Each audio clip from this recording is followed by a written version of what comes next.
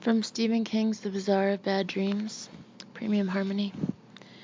They've been married for 10 years, and for a long time everything was okay. Swell. But now they argue. Now they argue quite a lot.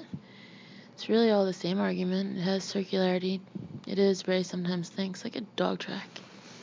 When they argue, they're like greyhounds chasing the mechanical rabbit. You go past the same scenery time after time, but you don't see the landscape, you see the rabbit. Thinks it might be different if they'd had kids, but she couldn't have kids. They finally got tested, and that's what the doctor said. It was her problem, something in her. A year or so after that, he bought her a dog, a Jack Russell she named Biznez. Mary would spell it for people who asked. She wanted everyone to get the joke. She loves that dog, but now they argue anyway. They're going to Walmart for grass seed. They've decided to sell the house. They can't afford to keep it, but Merritt says they won't get far until they do something about the plumbing and make the lawn nice. She says those bald patches make it look shanty Irish. It's been a hot summer with no rain to speak of. Ray tells her grass seed won't grow with a lawn without rain, no matter how good the grass seed is. He says they should wait. Then another year goes by, and we're still there, she says. We can't wait another year, Ray. We'll be bankrupt. When she talks, Biz looks at her from his place in the back seat. Sometimes he looks at Ray when Ray talks, but not always. Mostly he looks at Mary. What do you think? He says. It's going to rain, so you don't have to worry about going bankrupt. We're in it together, unless you forgot, she says. They're driving through Castle Rock now. It's pretty dead.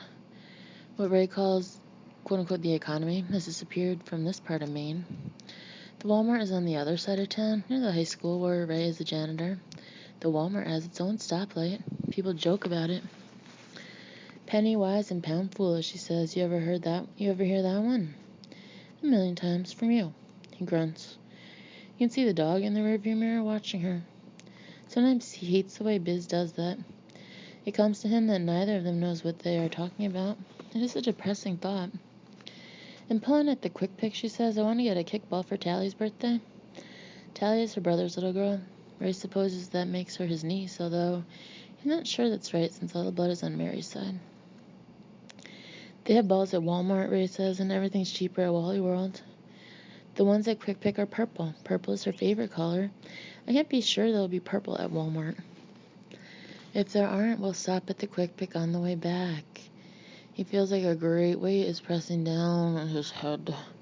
She'll get her way. She always does on things like this. Marriage is like a football game, and he's quarterbacking the underdog team. He has to pick his spots, make short passes.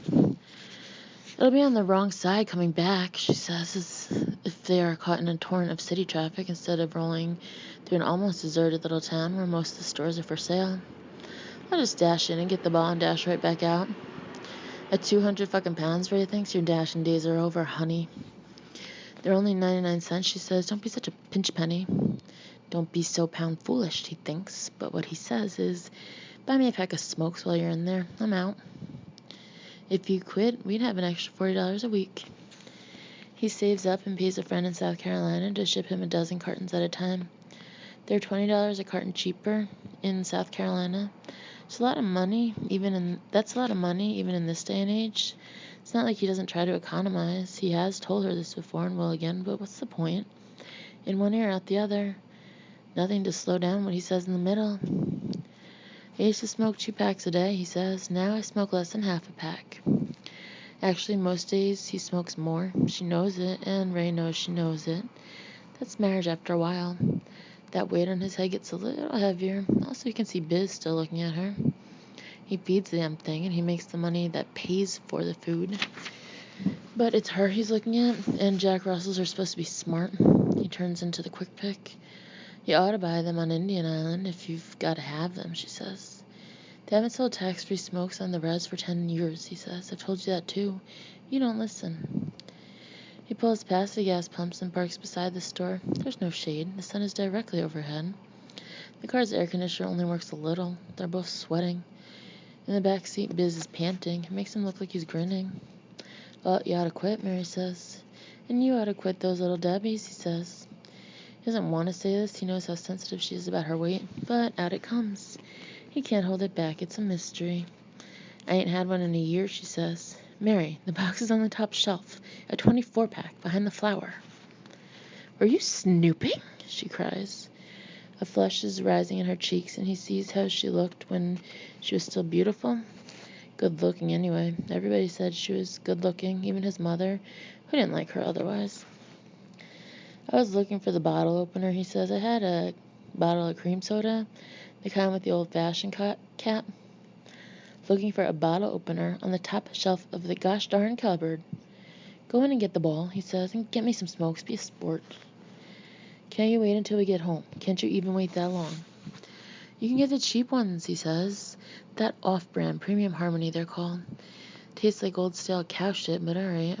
If she'll only shut the fuck up about it, it's too hot to argue.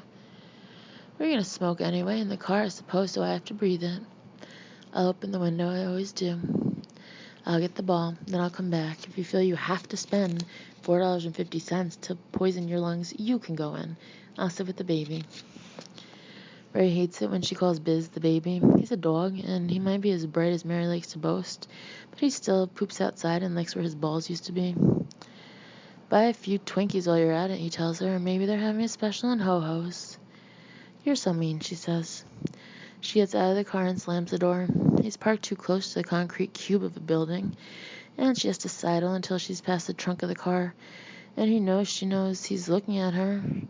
Seeing how she's now so big she has to sidle, he knows she thinks he parked close to the building on purpose to make her sidle, and maybe he did. He wants a cigarette. Well, Biz, old buddy, it's just you and me. Biz lies down on the back seat and closes his eyes. He may get up on his back paws and shuffle around for a few seconds when Mary puts on a record and tells him to dance. And if she tells him in a jolly voice that he's been a bad boy, he may go into the corner and sit facing the wall, but he still poops outside. The time goes by and she doesn't come out. Ray opens the glove compartment. He paws through the rat's nest of papers, looking for some cigarettes he might have forgotten, but there aren't any. He does find a Hostess Snowball still in its wrapper. He pokes it. It's as stiff as a fucking corpse. It's gotta be 1,000 years old, maybe older. Maybe it came over on the Ark. Everybody has his poison, he says. He unwraps the Snowball and tosses it in the back seat. Want this, Biz? Go ahead, just knock yourself out. Biz snarks the Snowball in 2 bites. Then he sets to work looking at bits of coconut off the seat. Mary would have a shit fit, but Mary's not here. Ray looks at the gas gauge and sees it's down to half. He could turn off the motor and unroll the windows, but then he'd really bake. Sitting here in the sun, waiting for her to buy a purple plastic kickball for 99 cents, when he knows that he could get one for 79 cents at Walmart. Only that one might be yellow or red. Not good enough for Tally, only purple for the princess. He sits there and Mary doesn't come back. Christ on a pony, he says. Cool air traces over his face. He thinks again about turning off the engine, saving some gas, and then thinks, fuck it, she won't bring him the smokes either. Not even the cheap off-brand, this he knows. He had to make that crack about those little Debbies. He sees a young woman in the rearview mirror. She's jogging toward the car. She's even heavier than Mary. Great big boobs shuffle back and forth under her blue smock. Biz sees her coming and starts to bark. Ray unrolls the window. Is your wife a blonde-haired woman? She puffs the words. A blonde-haired woman wearing sneakers. Her face shines with sweat. Yes, she wanted a ball for our niece. Well, there's something wrong with her. She fell down. She's unconscious. Mr. Ghosh says he thinks she might have had a heart attack. He called 911. You better come. Ray locks the car and follows her into the store. It's cold inside after the car. Mary is lying on the floor with her legs spread and her arms at her sides. She's next to a wire cylinder full of kickballs. The sign over the wire cylinder says hot fun in the summertime. Her eyes are closed. She might be sleeping there on the linoleum floor. 3 people are standing over her. One is a dark-skinned man in khaki pants and a white shirt. A name tag on the pocket of his shirt says Mr. Ghosh, manager. The other 2 are customers. One is a thin old man without much hair. He's in his 70s at least. The other is a fat woman. She's fatter than Mary. Fatter than the girl in the blue smock, too. Ray thinks by rights she's the one who should be lying out on the floor. Sir, are you this lady's husband? Mr. Ghosh asks. Yes, Ray says. That doesn't seem to be enough. I sure am. I'm sorry to say this, but I think she might be dead. Mr. Ghosh says, I gave the artificial respiration and the mouth-to-mouth, but he shrugs. Ray thinks of the dark-skinned man putting his mouth on Mary's, Frenching her, sort of, breathing down her throat right next to the wire cylinder full of plastic kickballs. Then he kneels down. Mary, he says, Mary! Like trying to wake her up after a hard night.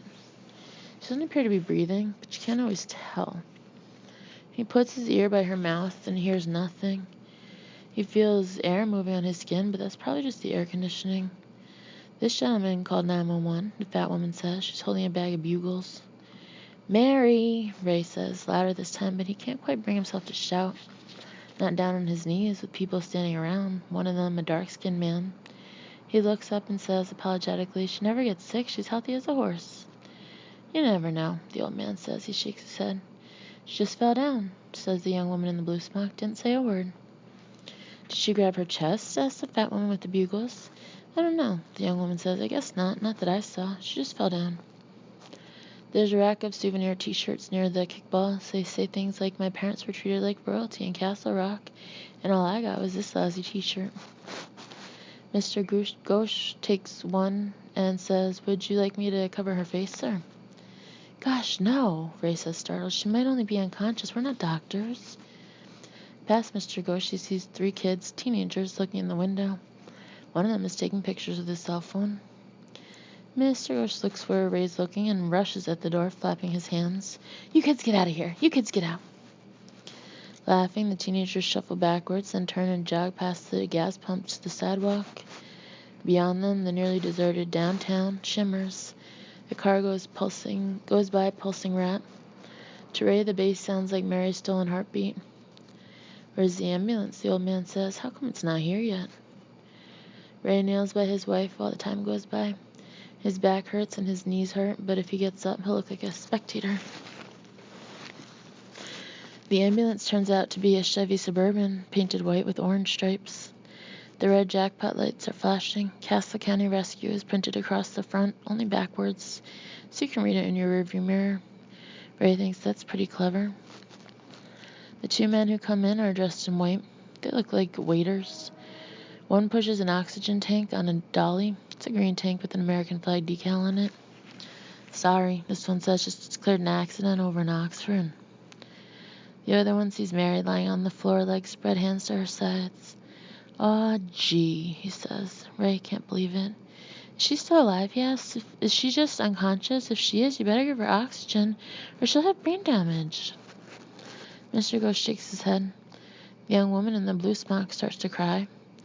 Ray wants to ask her what she's crying about, then knows. She has made up a whole story about him from what he just said. Why, if he came back in a week or so and played his cards right, she might toss him a mercy fuck. Not that he would, but he sees that maybe he could, if he wanted to. Mary's eyes don't react to a pen light. One EMT listens to her non-existent heartbeat, and the other takes her non-existent blood pressure. It goes on like that for a while. The teenagers come back with some of their friends, other people too. Ray guesses they're drawn by the flashing red lights on top of the EMT Suburban, the way bugs are drawn to a porch light. Mr. Ghosh runs at them again, flapping his arms. They back away again. Then, when Mr. Ghosh returns to the circle around Mary and Ray, they come back and start looking in again. One of the EMTs says to Ray, she was your wife, right? Well, sir, I'm sorry to say that she's dead. Oh, Ray stands up, his knees crack. They told me she was, but I wasn't sure. Mary, mother of God bless her soul, says the fat lady with the bugle. She crosses herself. Mr. Ghosh offers one of the EMTs a souvenir t-shirt to put over Mary's face, but the EMT shakes his head and goes outside.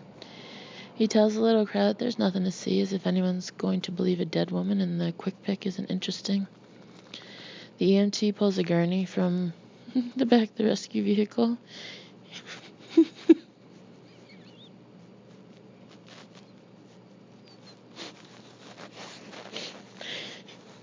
He does it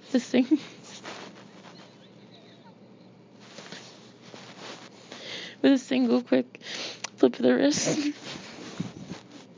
His legs fall down all by themselves.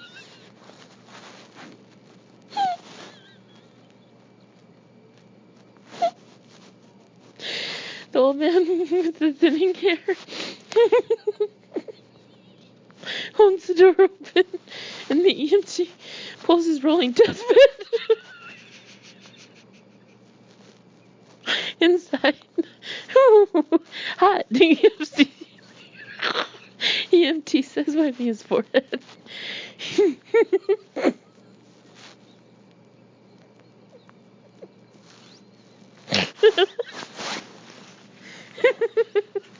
You may want to turn away for this part, sir. The other one says, but Ray watches as they lift her onto the gurney. The sheet has been neatly folded down at the end of the gurney. They pull it all the way up until it's over her face. Now Mary looks like a corpse in a movie. They roll her out into the heat.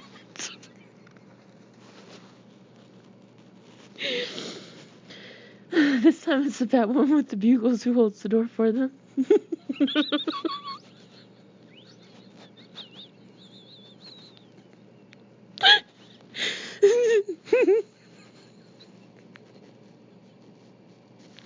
The crowd has retreated to the sidewalk.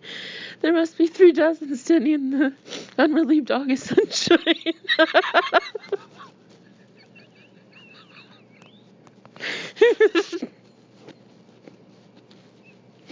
When Mary is stored, the EMTs come back. One is holding a clipboard. He asks Ray about 25 questions. Ray can answer all but the one about her age. Then he remembers she's 3 years younger than he is and tells him 34. We're going to take her to St. Stevie's, the EMT with the clipboard says. You can follow us if you don't know where that is. I know, Ray says. What? Do you want to do an autopsy? Cut her up?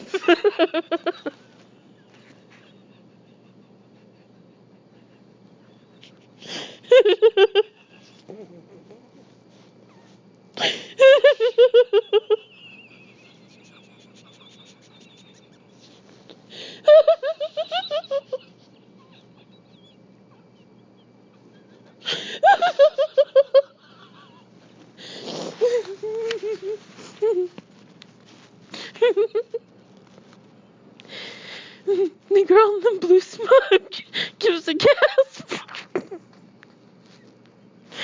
Mr. Ghosh puts his arm around her, and she puts her face against his white shirt.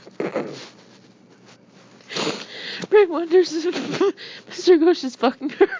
He hopes not.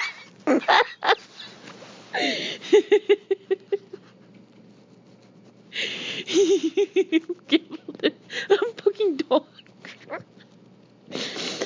Not because of Mr. Ghosh's brown skin. Ray doesn't care about that. But because he's got to be twice her age. An older man can take advantage, especially when he's the boss. Well, that's not our decision, the EMT says, but probably not. Shouldn't die unattended. I'll say, the woman with the bugles.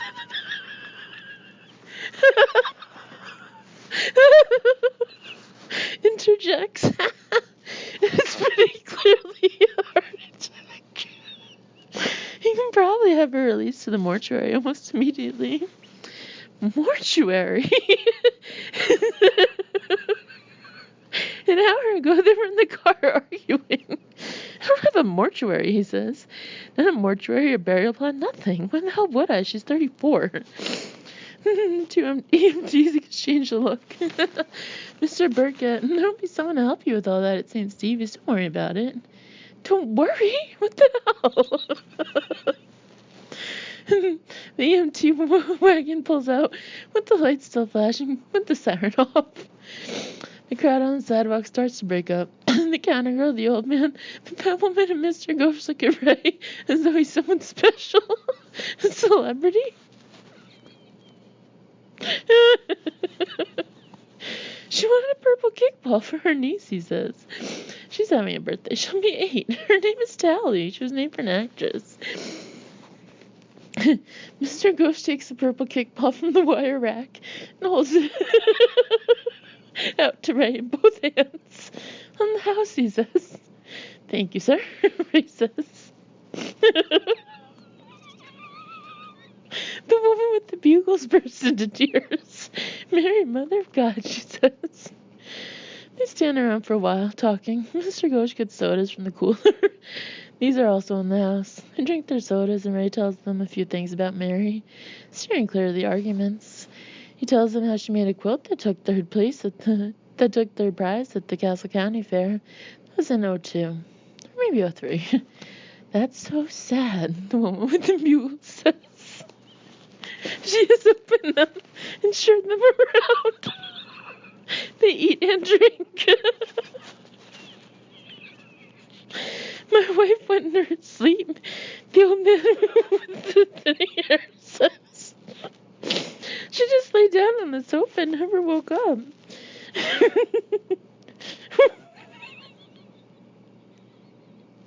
We're married 37 years.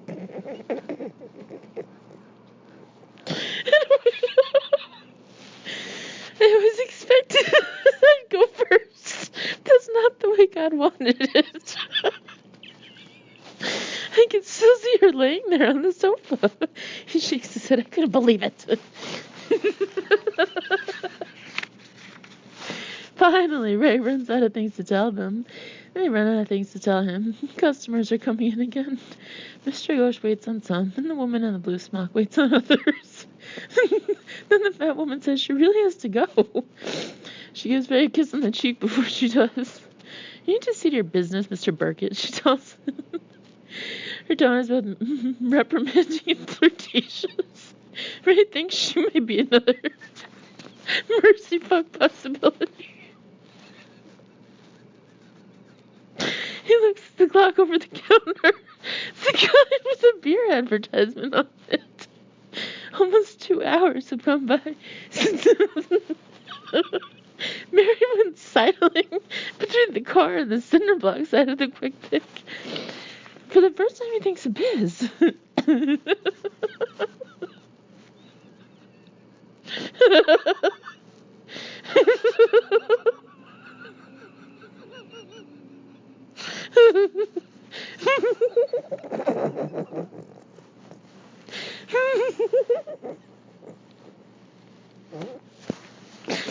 When he opens the door, he rushes out at him, and when he puts his hand on the steering wheel to lean in, he pulls it back with a cry. It's gonna be 130 in there. Biz is dead on his back. His eyes are milky. His tongue is protruding from the side of his mouth. Ray can see the wink of his teeth. Oh, it's really sad. There are little bits of coconut caught in his whiskers. It shouldn't be funny, but it is. Not funny enough to laugh, but funny in a way that some fancy word he can't quite think of. Biz, old buddy. She says. I'm sorry. I forgot all about you.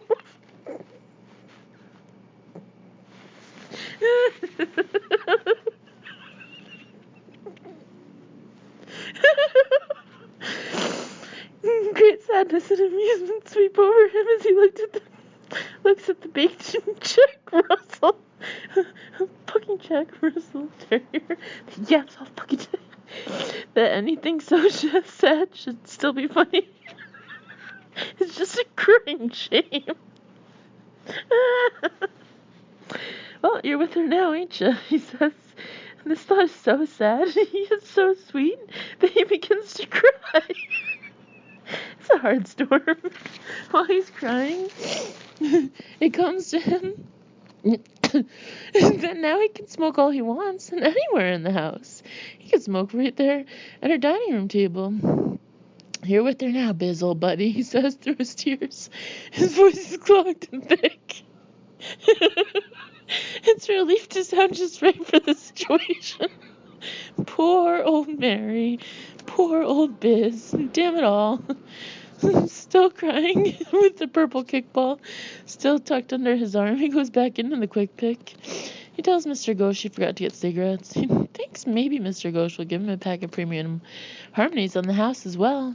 But Mr. Ghosh's generosity doesn't stretch that far.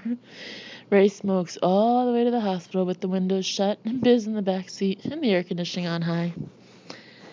And the story ends like the bottom, well, at the, like, in italics, thinking of Raymond Carver.